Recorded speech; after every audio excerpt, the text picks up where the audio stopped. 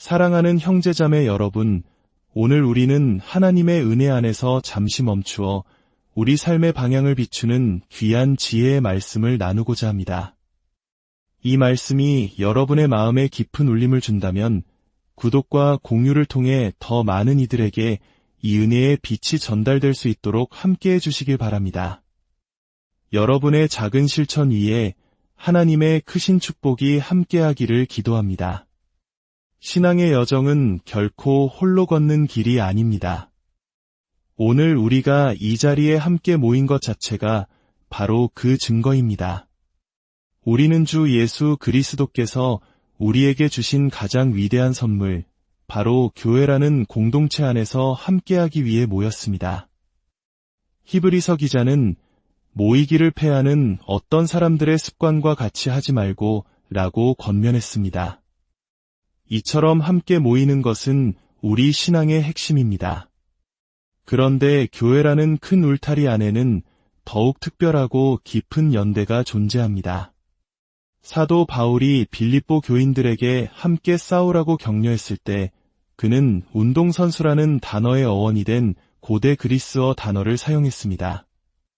이는 마치 한 팀이 된 운동선수들이 공동의 적에 맞서 어깨를 나란히 하고 함께 분투하는 것과 같은 아주 특별한 연대를 의미합니다. 바울은 우리 그리스도인들이 함께 서고 함께 싸워야 한다고 말합니다. 우리의 힘은 개개인이 얼마나 뛰어난지에 있는 것이 아니라 우리가 함께일 때 비로소 완성되기 때문입니다. 진실함이란 무엇일까요? 어떤 이는 진실함을 이렇게 정의했습니다.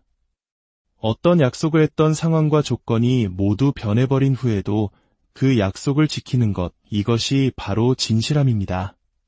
사도 바울은 바로 이 진실함, 즉 믿음을 굳건히 지킨 대가로 죽음의 문턱에 서 있었습니다. 우리가 지금 함께 살펴보고 있는 빌립보서는 바울이 로마의 가택에 연금된 상태에서 기록한 옥중 서신입니다. 그는 빌립보 교인들에게 편지를 쓰며 자신의 염려를 나누었습니다. 자신에게 닥쳤던 고난이 머지않아 그들에게도 닥칠 것임을 알았기 때문입니다.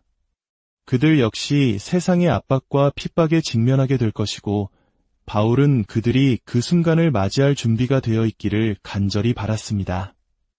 오늘날 우리는 바울이 가졌던 이 마음 덕분에 큰 감사를 드립니다.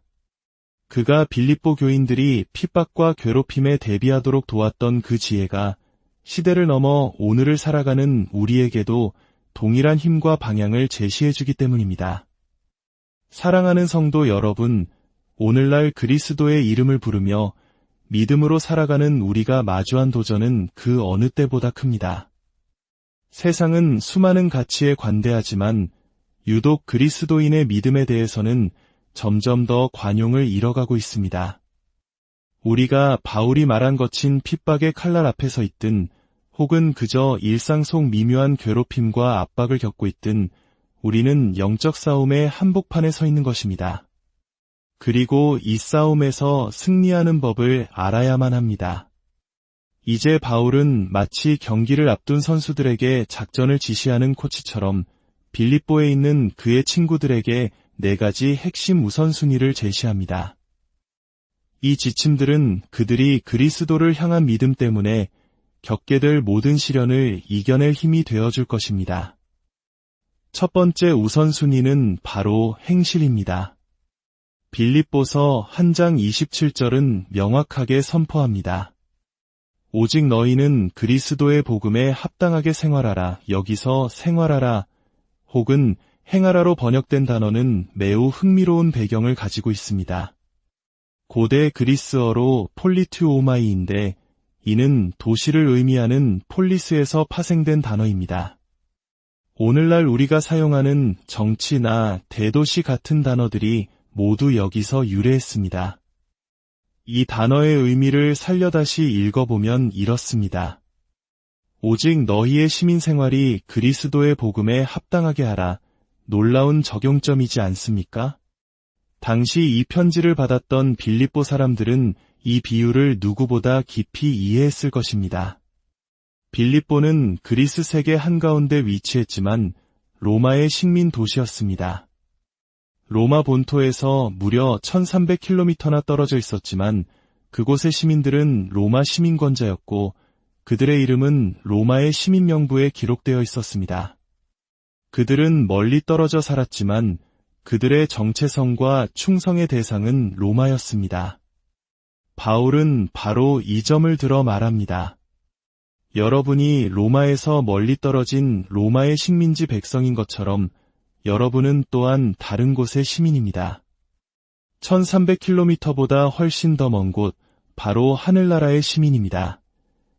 그는 빌립보서 3장에서 이렇게 단언합니다. 우리의 시민권은 하늘에 있는지라 거기로부터 구원하는 자고주 예수 그리스도를 기다리노니. 바울은 그들의 하늘 시민권을 상기시키며 그들의 충성심이 이 땅에서의 삶의 방식에 영향을 미치도록 권면합니다. 너희의 행실이 그리스도의 복음에 합당하게 하라. 이 말씀 하나면 우리가 삶에서 마주하는 수많은 질문에 대한 답을 얻을 수 있습니다. 그리스도인이 이것을 해도 괜찮을까요? 와 같은 질문들 말입니다. 여러분이 하려는 모든 일을 이 기준, 즉 이것이 하늘 시민의 삶에 합당한가? 라는 기준으로 비추어 보십시오. 매일 아침 이렇게 하루를 시작한다면 우리의 삶이 얼마나 달라질까요? 주님, 오늘 제가 하늘의 시민이라는 진리에 합당한 방식으로 살아가도록 도와주소서. 우리가 이렇게 살아갈 때 우리의 삶은 그리스도의 마음으로 세상을 바라보게 되며 주변 세상과는 본질적으로 다른 모습을 띠게 됩니다. 마치 그리스 문화에 둘러싸인 로마인들처럼 말입니다. 그리고 세상 사람들은 그 다름을 분명히 알아봅니다. 혹시 직장에서 신앙생활을 할 때 주변 사람들이 처음에는 우리를 이상하게 보거나 불편한 농담을 던지던 경험이 있으신가요? 하지만 그들에게 어려운 일이 닥쳤을 때 가장 먼저 문을 두드리는 사람이 바로 우리 자신이었던 경험은 없으신가요? 왜 그럴까요? 우리의 삶의 방식 속에 드러나는 그리스도의 증거가 그들에게 무언가 다른 것, 더 본질적인 것이 있음을 상기시켜주기 때문입니다. 평안할 때는 그 다름의 필요성을 느끼지 못할지라도 인생의 풍랑이 닥치면 우리 모두는 기댈 수 있는 든든한 닻을 찾게 됩니다. 두 번째 우선순위는 일관성입니다. 바울은 이렇게 말합니다. 내가 가보나 떠나 있으나 너희가 한마음으로 서서 내가 너희의 일을 듣고자 함이라. 바울은 말합니다. 내가 여러분과 함께 있을 때는 잘하는 것 같아 걱정하지 않습니다. 제가 걱정하는 것은 제가 없을 때에도 여러분이 과연 잘할 것인가 하는 점입니다. 이는 마치 리더가 있을 때와 없을 때 조직의 분위기가 달라지는 것과 같습니다. 바울은 그들의 믿음이 자기 자신이 아닌 오직 그리스도 안에 뿌리 내리기를 원했습니다. 자신이 함께 있든 없든 어떤 환경에 처하든 상관없이 그들이 믿는 진리를 위해 굳건히 서기를 바랐던 것입니다. 상황에 따라 흔들리는 믿음이 아니라 언제나 동일한 모습의 일관된 신앙. 이것이야말로 하나님 손에 들린 얼마나 강력한 도구인지 모릅니다. 기쁨과 슬픔, 문제와 고통 속에서도 언제나 변함없이 그리스도인으로 살아가는 사람들. 어려움이 닥쳤을 때 그 어려움이 당신을 다른 사람으로 만들게 두어서는 안 됩니다. 오히려 어려움은 당신 안에 잠재되어 있던 용기와 믿음을 밖으로 끌어내는 계기가 될 것입니다. 세 번째 우선순위는 협력입니다. 27절은 계속해서 말합니다. 한뜻으로 복음의 신앙을 위하여 협력하는 것. 사랑하는 성도 여러분, 다시 한번 강조하지만 신앙생활은 결코 혼자 하도록 설계되지 않았습니다. 주님은 우리에게 교회라는 선물을 주셨고 우리는 함께 서야 합니다. 바울은 함께 싸우라고 말하며 마치 운동선수들이 한 팀이 되어 공동의 적과 맞서는 이미지를 그립니다. 그리스도인으로서 우리의 힘은 개인이 아니라 우리라는 공동체에 있습니다. 영국의 한 유명한 시인은 정글의 법칙에 대해 이렇게 썼습니다. 무리의 힘은 늑대에게서 나오고 늑대의 힘은 무리에게서 나온다. 압박의 시대에 복음의 진리를 위해 설 때 이 정글의 법칙은 그대로 적용됩니다. 교회의 힘은 성도에게서 나오고 성도의 힘은 교회로부터 나옵니다. 구약의 지혜서인 전도서는 이 진리를 심오하게 설명합니다. 두 사람이 한 사람보다 나음은 그들이 수고함으로 좋은 상을 얻을 것임이라. 혹시 그들이 넘어지면 하나가 그 동물을 붙들어 일으키려니와 홀로 있어 넘어지고 붙들어 일으킬 자가 없는 자에게는 화가 있으리라. 한 사람이면 패하겠거니와 두 사람이면 맞설 수 있나니 세 겹줄은 쉽게 끊어지지 아니하느니라. 지혜의 왕 솔로몬은 함께함의 힘을 이렇게 노래했습니다. 우리는 혼자가 아닙니다. 우리는 교회로서 함께 세상의 압박에 맞섭니다. 함께 모여 서로에게서 위로를 얻고 용기를 얻으며 이 싸움을 싸우는 이가 나뿐만이 아니라는 사실을 깨달을 때 우리는 강해집니다. 마지막 네 번째 우선순위는 용기입니다. 바울은 말합니다. 무슨 일에든지 대적하는 자들 때문에 두려워하지 아니하는 이 일을 듣고자 함이라. 이것이 그들에게는 멸망의 증거여 너희에게는 구원의 증거니 이는 하나님께로부터 난 것이라. 그리스도를 위하여 너희에게 은혜를 주신 것은 다만 그를 믿을 뿐 아니라 또한 그를 위하여 고난도 받게 하려 하심이라. 바울은 그가 가는 도시마다 두 곳을 방문했습니다. 회당과 감옥이었습니다. 그는 경험을 통해 빌립보의 형제자매들이 개인의 힘을 넘어서는 강인함을 보여야 할 순간이 많을 것임을 알았습니다. 그래서 그는 편지의 이 부분을 마무리하며 그리스도인들이 용기를 가지고 대적들과 맞서라고 권면합니다. 특히 두려워하지 말라에서 두려워하다는 단어는 신약 성경에서 단 한 번, 바로 이곳에만 사용된 특별한 단어입니다. 이 단어는 갑자기 놀라 통제 불능 상태로 우르르 내달리는 말대를 묘사할 때 사용되었습니다. 바울은 말합니다. 여러분들을 공격하는 자들 때문에 놀라 흩어지는 말대처럼 되지 마십시오. 길에서 벗어나지 마십시오. 반대에 직면했을 때 보여주는 용기는 양날의 검과 같습니다.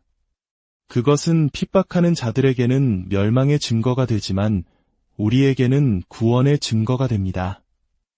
왜 그럴까요? 성경은 그리스도 예수 안에서 경건하게 살고자 하는 자는 박해를 받으리라고 말씀합니다. 그러므로 우리가 믿음 때문에 고난을 받을 때 그것은 우리가 구원받았다는 증표와도 같습니다. 만약 당신이 그리스도를 위해 살지 않는다면 세상은 당신을 괴롭히지 않을 것입니다. 아마 당신을 자기들과 같은 편이라고 생각하겠죠. 그러나 당신이 주님과 동행하며 세상과 다른 모습으로 살아간다면, 당신이 믿는 바가 당신의 행동으로 드러난다면 누군가는 반드시 당신을 공격할 것입니다. 그리고 성경은 바로 그 순간이 당신의 구원을 증명하는 증거라고 말합니다. 역사적으로 빌립보서는 주후 60년에서 63년 사이에 쓰여졌습니다. 로마 제국의 압제가 극심했던 시기, 바로 네로 황제가 통치하던 때였습니다. 주후 64년 7월, 네로는 로마시에 불을 지르라는 명령을 내렸고 이 화재의 책임을 그리스도인이라 불리는 사람들에게 돌렸습니다. 역사가 타키투스의 기록에 따르면 네로는 온갖 종류의 잔인한 고문으로 그리스도인들을 박해했습니다. 동물의 가죽을 씌워 사자들의 먹이가 되게 하거나 몸에 역청을 발라 콜로세움 주변을 밝히는 인간 횃불로 삼기도 했습니다. 이것이 바로 바울이 이 편지를 쓸 당시 빌립보 교인들이 곧 마주하게 될 현실이었습니다. 오늘날 많은 설교가 성도들을 고난에 대비시키는 일을 주저한다는 비판이 있습니다. 그래서 고난이 닥쳤을 때 우리는 무엇을 해야 할지 몰라 세상 사람들과 똑같이 반응하곤 합니다. 하지만 우리는 다릅니다. 우리에게는 하나님의 말씀이 있고 우리를 향한 그분의 격려가 있습니다. 지금은 고난일지라도 그 끝에는 영원한 영광이 있음을 우리는 믿습니다. 사도 바울은 그리스도를 위한 고난을 특권으로 여겼습니다. 그는 심지어 그것이 하나님으로부터 온 선물이라고 말합니다. 고통 그 자체가 아니라 그리스도를 위하여 받는 고난 속에 축복이 있다는 것입니다. 예수님께서도 산상수훈에서 말씀하셨습니다. 나로 말미암아 너희를 욕하고 박해하고 거짓으로 너희를 거슬러 모든 악한 말을 할 때에는 너희에게 복이 있나니 기뻐하고 즐거워하라 하늘에서 너희의 상이 큼이라. 우리는 고난을 통해 비로소 하나님 한 분만으로 충분하다는 것을 배우며 그분에 대한 위대한 믿음을 갖게 됩니다. 만약 우리 삶에 어려움이 없다면 우리는 어떻게 주 예수 그리스도께서 우리의 모든 필요에 충분하신 분임을 알 수 있을까요? 좋은 시절에도 그분은 충분하시지만 저는 오늘 여러분께 선포합니다. 그분은 인생의 모든 순간에 우리가 어떤 상황에 처해 있든 충분하신 분입니다. 그분 한 분이면 충분합니다. 만약 이 모든 설명에도 여전히 어떻게 살아야 할지 막막하다면 바울은 마지막으로 이렇게 말합니다. 그냥 저를 보십시오. 여러분이 내 안에서 보았고 지금도 내 안에서 듣는 바와 같은 싸움을 여러분도 하고 있습니다. 이 말을 하는 지금 바울은 어디에 있습니까? 그는 감옥에 있습니다. 그는 자신이 겪은 모든 고난을 열거합니다. 수없이 채찍에 맞고 파선을 당하고 돌에 맞고 온갖 죽음의 위협을 겪었지만 그는 하나님이 부르신 그 사람으로 계속해서 살아갔습니다. 그는 말로만 가르친 것이 아니라 삶으로 증명했습니다. 때때로 우리가 겪는 문제들은 우리를 파괴하기 위함이 아니라 우리 삶의 불순물을 태워 없애 순금이 드러나게 하시려는 하나님의 방법일 수 있습니다. 그리하여 마침내 하나님께서 우리를 창조하신 본래의 모습으로 빚어가시는 것입니다. 그러므로 오늘 힘든 하루를 보내고 있다면 사도 바울의 이 4가지 지침을 기억하십시오. 복음에 합당한 행실, 흔들리지 않는 일관성, 함께 싸우는 협력, 그리고 두려워하지 않는 용기. 이 지혜의 말씀이 여러분의 발의 등이 되고 길의 빛이 되기를 소망합니다. 이 땅을 살아가지만 하늘의 시민으로서 당당하게 그리고 담대하게 살아가시는 여러분 모두가 되기를 바랍니다. 주님의 은혜와 평강이 여러분의 삶에 늘 함께 하시기를 간절히 기도합니다.